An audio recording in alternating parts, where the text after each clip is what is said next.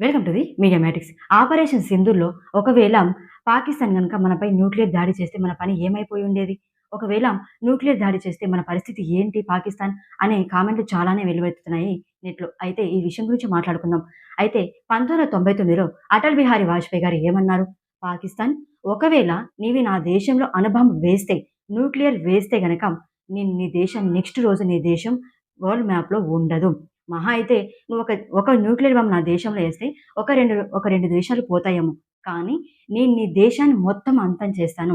ఒక్క nuclear bomb చాలు నీ దేశాన్ని అంతం చేయడానికి, మ్యాప్ నుండి తొలగించేయడానికి. నువ్వు గనక నా దేశంలో ఒక బాంబ్ వేసి చూడు.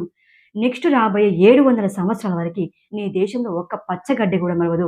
అలాంటి పవర్‌ఫుల్ బాంబ్ వేస్తానని చెప్పి 1999లోనే అటల్ బిహారీ వాజ్పేయి గారు గట్టిగానే వార్నింగ్ ఇచ్చారు.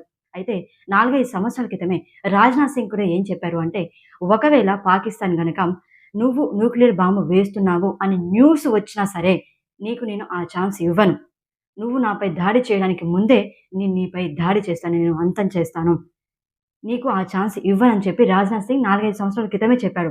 ఇంకా ఎలా ధైర్యం చేస్తుందండి పాకిస్తాన్ మనపై దాడి చేయడానికి? మనపై మనం దాడి చేస్తే ఒక్క అణుబాంబు చాలు పాకిస్తాన్ అంతం కావడానికి. అంత చిన్న దేశం అది.